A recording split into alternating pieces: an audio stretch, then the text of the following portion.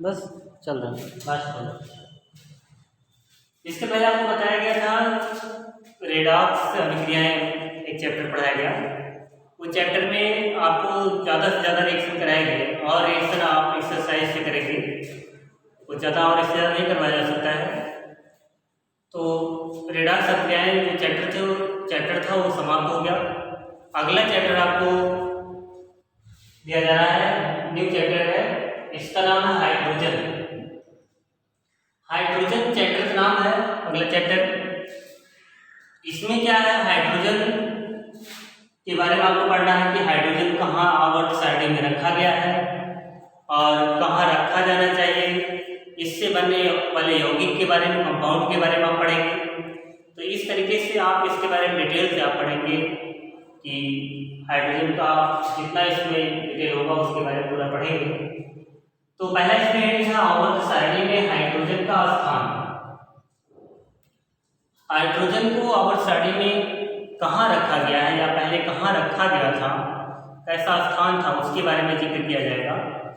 अगर देखा जाए, आप पीरियड टेबल पढ़ रहे होंगे, पीरियड टेबल में आप इसके बारे में जिक्र किया गया होगा, तो यहाँ भी जानेंगे कि उसका डिटेल जानेंगे। पीरियड टेबल में पूरा एक सामूहिक रूप से आप पढ़ रहे थे, यहाँ पर एक केवल हाइड्रोजन के बारे में डिटेल पढ़ेंगे। जैसे देखा जाए, आप आवर्त सारणी में फर्स्ट ए समूह में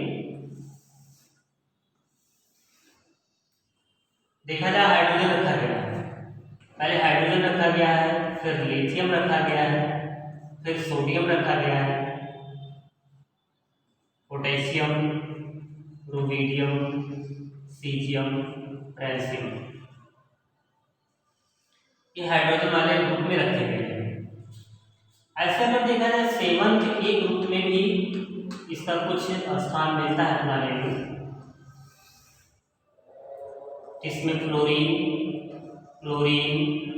ब्रोमीन, आयोडीन, एस्टेटीन ऐसे करके मिलता है। अगर आवर्त देखा जाए, ये तो समूह हो गया या ग्रुप हो गया। अगर आवर्त में देखा जाए या पीरियड इसे कहते हैं, ये पहला आवर्त हो जाता है, दूसरा आवर्त, ये तीसरा आवर्त, चौथा हो गया, पांचवा हो गया, ये छठवां हो गया, सातवां हो गया। देखा जाए कि हाइड्रोजन का परमाणु क्रमांक कितना होता है, एक होता है। इसमें अगर 2 जोड़ देंगे तो इसका परमाणु क्रमांक आ जाएगा, इसका 3 हो जाएगा। इसमें 8 जोड़ देंगे तो इसका आ जाएगा 11 हो जाएगा। इसमें 8 जोड़ देंगे तो इसका आ जाएगा। फिर इसमें 18 जोड़ देंगे तो इसका आ जाएगा। 18 जोड़ेंगे कितना आएगा, 37 आएगा। फिर इसमें क्या करेंगे, 18 जोड़ेंगे तो कितना आएगा, 37 और 18, 8 7 15 55। फिर इसमें 32 जोड़ेंगे तो इसमें आएगा 87।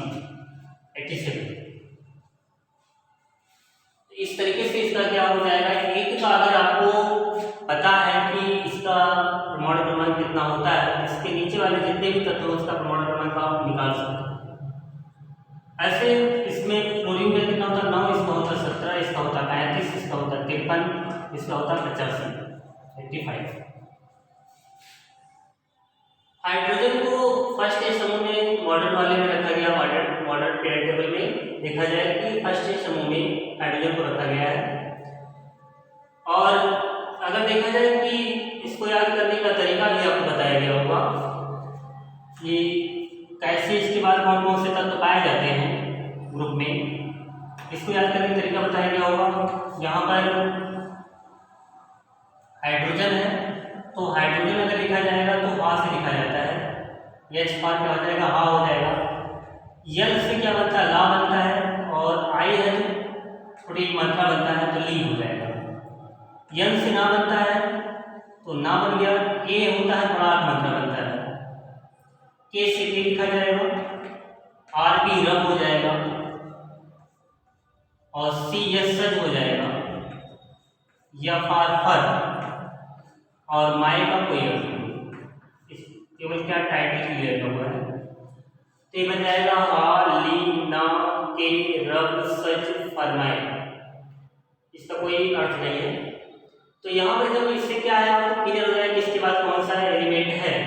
तो हाफ आर क्या हो गया हाइड्रोजन। ली अगर लिखा जाएगा इंग्लिश में तो सीधे अलग हो जाएगा ली, ना लिखा जाएगा तो यानी कि ना हो जाएगा, के से के हो जाएगा, रफ से आर भी रफ हो जाएगा, सी एस सज हो जाएगा या फार फार हो जाएगा और इसका कोई तो हाल ही नाम के रफ से फरमाया। एक तो ये हो गया। और दूसरा तो है थोड़ा कहने में तो बड़ा अच्छा लगेगा लेकिन उससे क्या हुआ याद नहीं होगा उतने अच्छे ढंग से। जैसे दूसरा है हमारे लिए नमकीन काजू रबड़ी किशमिश फ्री। लेकिन किसके लिए फ्री है?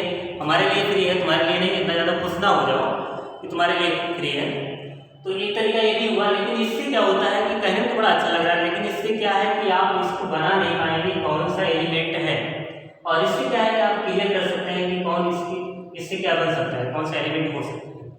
तो इस तरीके से ये हुआ आपका स्थान हुआ, अर्थात हाइड्रोजन को फर्स्ट एक ग्रुप में रखा गया है। अगर देखा जाए इसका इलेक्ट्रॉनिक विन्यास जो होता है हाइड्रोजन का परमाणु क्रमांक होता है, इलेक्ट्रॉनिक विन्यास का हो जाएगा 1s1 होगा, अर्थात फर्स्ट एक ग्रुप में इसको रखा जाना चाहिए।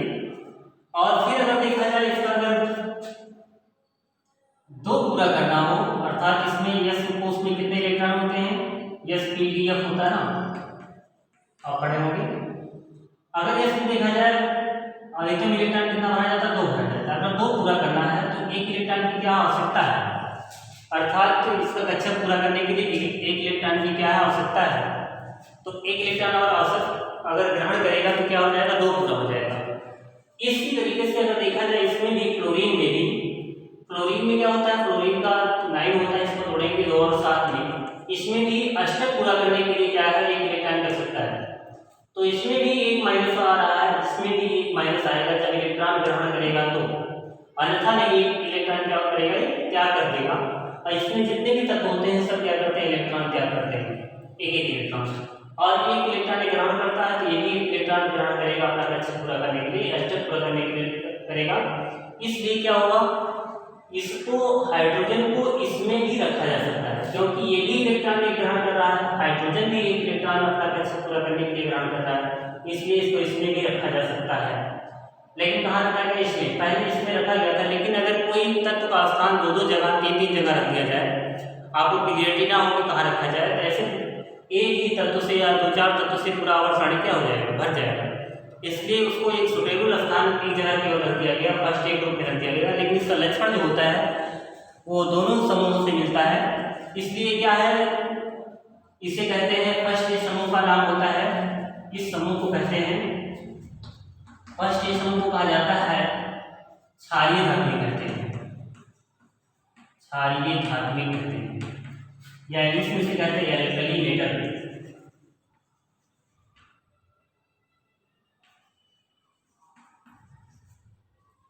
इसे क्षारीय धातु कहते हैं। क्यों कहते हैं, क्योंकि इसके ऑक्साइड क्या होते हैं, क्षारीय होते हैं। और सेवन से समूह के तत्व क्या कहते हैं, इसे हाइड्रोजन तत्व कहते हैं। इन सबको क्या कहते हैं, हाइड्रोजन तत्व कहते हैं। सब आपको बताया गया होगा पीरियड टेबल में, किसको हाइड्रोजन तत्व कहा जाता है, किसको क्षारीय धातु कहा जाता है। फर्स्ट समूह के तत्वों को क्या कहते हैं, क्षारीय धातु कहते हैं, और इन्हें क्या कहते हैं, हाइड्रोजन तत्व कहते हैं, क्योंकि इनकी उत्पत्ति हाइड्रोसमुद्री घास से हुई है, तो इन्हें हाइड्रोजन तत्व कहते हैं। तो हाइड्रोजन को क्या किया गया है, फर्स्ट ए समूह में भी रख दिया गया और सेवंथ ए समूह में भी रख दिया गया था, इसमें नहीं रखा गया है। तो ये क्या है, विवादास्पद है, क्लियरिटी नहीं है कि कहाँ रखा जाए। तो पहले क्या था, विवादास्पद था कि इसको फर्स्ट ए समूह में रखा जाए या सेवंथ ए समूह में रखा जाए, हाइड्रोजन तत्व के साथ रखा जाए, क्योंकि इसका गुण दोनों से मिलता जुलता है। अब आपको पढ़ना है कि कौन कौन सा गुण इसका क्षारीय धातुओं से मिलता है, हाइड्रोजन का कौन कौन सा गुण क्षारीय धातुओं से मिलता है और कौन कौन सा गुण हाइड्रोजन तत्वों से मिलता है, इसके बारे में आपको पढ़ना है, उसको कंपेयर कराना है, समानता करना है, जिससे आपको क्लियरिटी हो कि कौन कौन सा इसमें समानताएं पाई जाती हैं।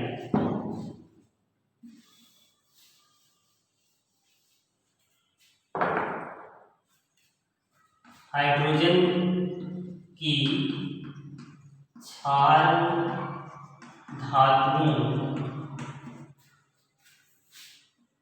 से समानताएं।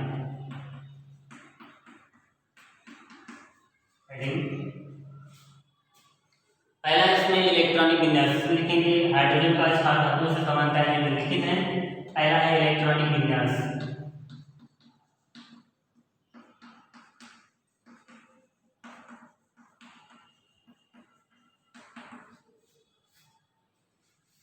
इलेक्ट्रॉनिक विन्यास अगर देखा जाए, हाइड्रोजन का परमाणु क्रमांक कितना होता है? एक। इसको तोड़ेंगे तो अगर देखा जाए तो इसमें एक इलेक्ट्रॉन होता है तो होगा 1s1।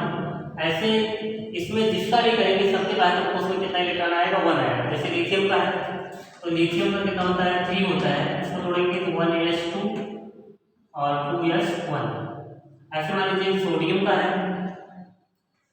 तो Na11 1s2 2s2 2p6 3s1। तो सबके बाहर फोर्स में क्या हो रहा है? एक एक इलेक्ट्रॉन आ रहा है। इसलिए हाइड्रोजन का जो इलेक्ट्रॉनिक विन्यास है सबसे क्या हो रहा है? मिल रहा है। अर्थात हाइड्रोजन का इलेक्ट्रॉनिक विन्यास क्षार धातुओं के इलेक्ट्रॉनिक विन्यास से मिलता है। अर्थात इनके बाहर फोर्स में एक इलेक्ट्रॉन होता है। इसलिए हाइड्रोजन को फर्स्ट ग्रुप में रखा जा सकता है, क्योंकि हाइड्रोजन और क्षार धातु का इलेक्ट्रॉनिक विन्यास करने पर इनके बाहर कोष में एक इलेक्ट्रॉन के कोष में एक इलेक्ट्रॉन होते हैं। इसलिए हाइड्रोजन को फर्स्ट समूह में रखा जा सकता है।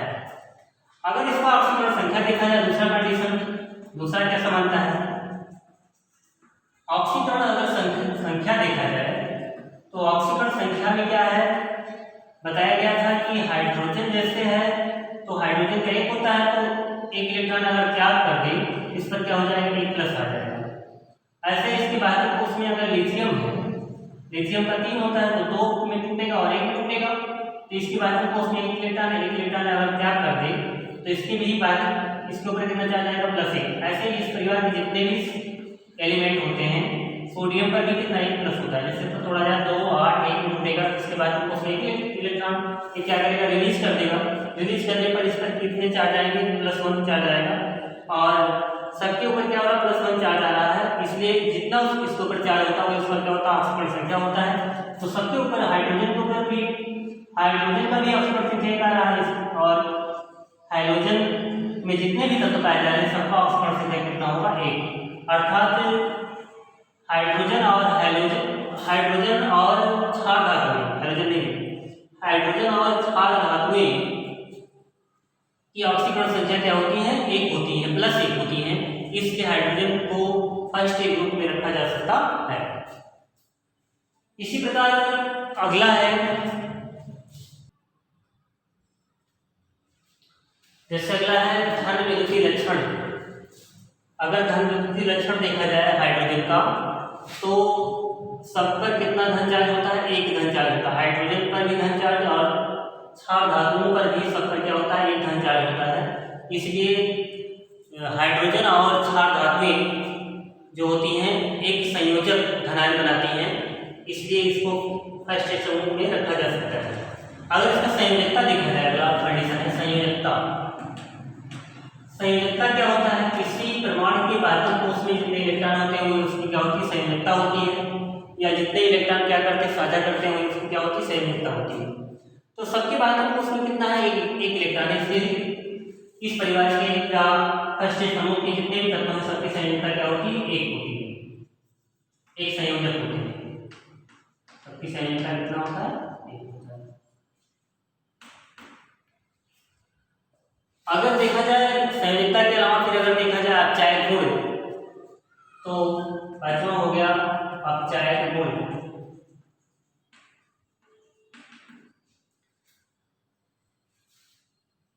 हाइड्रोजन और क्षार धातुएं दोनों में क्या पाया जाता है? अपचायक गुण का लक्षण पाया जाता है। इसके पहले अपचायक और ऑक्सीकारक आपको पढ़ाया गया था, उसको फिर डिटेल से नहीं बताया जाएगा क्योंकि आप पढ़ चुके हैं।